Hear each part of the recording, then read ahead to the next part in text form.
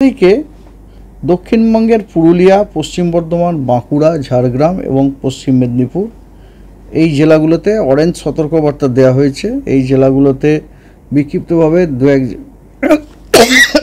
দু এক জায়গায় ভারী থেকে অতি ভারী বর্ষণের সম্ভাবনা রয়েছে, সাথে থান্ডারস্টর্ম, লাইটনিং এবং ঝোড়ো হাওয়া ঘন্টায় 30 থেকে 40 কিলোমিটার। আর দক্ষিণবঙ্গের বাকি জেলাগুলোর মধ্যে বীরভূম, পূর্ব বর্ধমান, দক্ষিণ 24 পরগনা এবং পূর্ব মেদিনীপুর এই জেলাগুলোতে ভারী বর্ষণের সতর্কবার্তা দেওয়া হয়েছে বিক্ষিপ্তভাবে দু এক জায়গায়, তার সাথে থান্ডারস্টর্ম, লাইটনিংও এবং ঝোড়ো হাওয়ারও সতর্কবার্তা আছে। আর বাকি যে জেলাগুলো দক্ষিণবঙ্গের পড়ে থাকলো সেগুলোতে আইসোলেটেড থান্ডারস্টর্ম, লাইটনিং এবং gusty wind 30 to 40 kilometre per hour.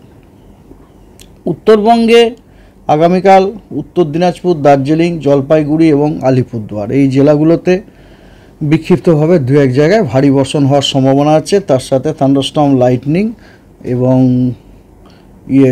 Gusty wind 30 to 40 kilometre per hour সেটাও থাকার সম্ভাবনা আছে। দক্ষিণবঙ্গের বাকি যে জেলা, উত্তরবঙ্গের বাকি যে জেলাগুলো, ওই জেলাগুলোতেও কিন্তু আইসোলেটেড থান্ডারস্টর্ম, লাইটনিং এবং কী বলে gusty wind 30 to 40 kilometre per hour থাকার সম্ভাবনা আছে। এটা গেল 19 তারিখ। 20-21-এ কোনো ওয়ার্নিং নেই। হ্যাঁ, 22 তারিখে আবার উত্তরবঙ্গের খালি 5টা জেলায়, দার্জিলিং, কালিম্পং, আলিপুরদুয়ার, জলপাইগুড়ি, কোচবিহার এই 5টা জেলায় বিক্ষিপ্তভাবে ভারী বর্ষণের সম্ভাবনা আছে দু এক জায়গায়। এটা হচ্ছে 22 তারিখ। আর 23 তারিখে দক্ষিণবঙ্গের নদিয়া, উত্তর 24 পরগনা, দক্ষিণ 24 পরগনায় বিক্ষিপ্তভাবে ভারী বর্ষণ। আর উত্তরবঙ্গের সব জেলাতেই বিক্ষিপ্তভাবে ভারী বর্ষণ 23 তারিখ। আর 24 তারিখে দক্ষিণবঙ্গের পূর্ব মেদিনীপুর, দক্ষিণ এবং উত্তর 24 পরগনায় এই জেলাগুলিতে বিক্ষিপ্তভাবে ভারী বর্ষণের সতর্কবার্তা রয়েছে। Thank you. সিটি আজকে আপনার দক্ষিণবঙ্গের বেশ কিছু জেলা, নেমলি পুরুলিয়া, পশ্চিম বর্ধমান, বাঁকুড়া, পশ্চিম মেদিনীপুর, ঝাড়গ্রাম এই জেলাগুলোতে কিছু কিছু স্থানে ভারী থেকে অতি ভারী বর্ষণ হওয়ার সম্ভাবনা আছে এবং তার সাথে দু এক জায়গাতে এক্সট্রিমলি হেভি রেনফল হওয়ার সম্ভাবনা আছে এবং thunderstorm with lightning, gusty wind তো অবশ্যই থাকার সম্ভাবনা আছে বিক্ষিপ্তভাবে দু এক জায়গায়।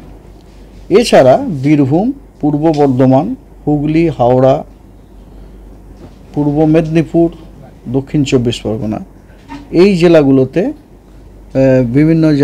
জেলাগুলোতে আপনার বিক্ষিপ্তভাবে বিভিন্ন জায়গায় ভারী থেকে অতি ভারী বর্ষণের সম্ভাবনা রয়েছে এবং এই জেলাগুলোতে বিক্ষিপ্তভাবে থান্ডারস্টর্ম উইথ লাইটনিং এবং ঝোড়ো হাওয়া 30 থেকে 40 কিলোমিটার প্রতি ঘন্টায় থাকার সম্ভাবনা। আজকেরই কথা বলছি আমি। আর দক্ষিণবঙ্গের বাকি জেলাগুলোতে বিক্ষিপ্তভাবে ভারী বর্ষণ এবং তার সাথে থান্ডারস্টর্ম, লাইটনিং এবং ঝোড়ো হাওয়া ঘন্টায় 30 থেকে 40 কিলোমিটার গতিবেগে হওয়ার সম্ভাবনা আছে। যে জেলাগুলোতে প্রথমে আমি অতি ভারী এক্সট্রিমলি হেভি রেনফলের কথা বললাম সেগুলোতে সব রেড অ্যালার্ট দেওয়া হয়েছে। যেগুলোতে আমি ভারী থেকে অতি ভারী কথা বললাম সেগুলোতে অরেঞ্জ অ্যালার্ট দেওয়া হয়েছে। যেগুলোতে শুধু ভারীর কথা বললাম সেগুলো হলুদ। উত্তরবঙ্গের সব জেলাতেই বিক্ষিপ্তভাবে থান্ডারস্টর্ম, লাইটনিংয়ের সতর্কবার্তা দেওয়া হয়েছে এবং তার সাথে জলপাইগুড়ি এবং আলিপুরদুয়ার এই দুই জেলাতে আপনার বিক্ষিপ্তভাবে ভারী বর্ষণেরও সতর্কবার্তা দেওয়া হয়েছে। এসব হলো আজকে 18 তারিখ।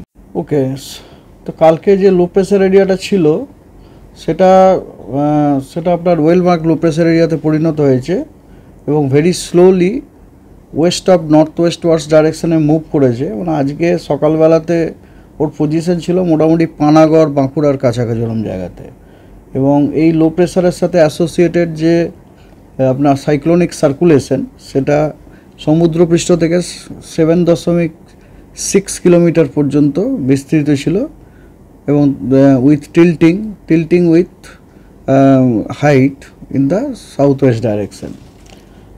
তো এই সিস্টেমের জন্য যে সমস্ত মানে অ্যান্টিসিপেটেড ওয়েদার সেটা হচ্ছে এইরকম যে 18, 19, 20 এই 3 দিন পশ্চিমবঙ্গের সব জেলাতেই ওয়াইড স্প্রেড রেনফল হওয়ার সম্ভাবনা রয়েছে। অর্থাৎ পশ্চিমবঙ্গের সব জেলাগুলোরই অধিকাংশ স্থানেই বৃষ্টি হওয়ার সম্ভাবনা আছে। 21, 22, 23 এই 3 দিন দক্ষিণবঙ্গের সব জেলার অনেক স্থানে বৃষ্টি হওয়ার সম্ভাবনা আছে।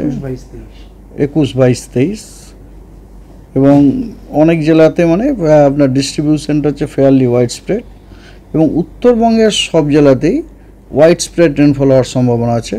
অর্থাৎ উত্তরবঙ্গের প্রত্যেকটা জেলার অধিকাংশ স্থানেই বৃষ্টি হওয়ার সম্ভাবনা রয়েছে। আর 24 তারিখে আবার পশ্চিমবঙ্গের সব জেলাতেই ওয়াইড স্প্রেড রেনফল হওয়ার